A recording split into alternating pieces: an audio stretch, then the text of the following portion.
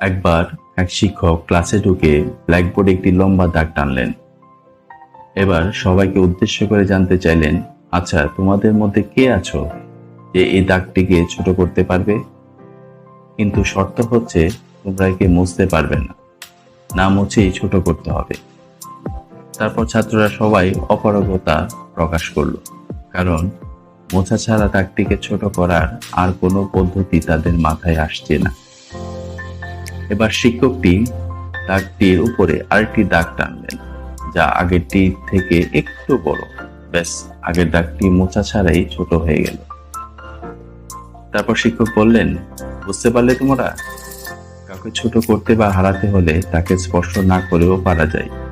নিজেকে বড় করো, গড়ে তোলো, তাহলে অন্যের সমালোচনা বা দুর্নাম করে তাকে ছোট করতে হবে না।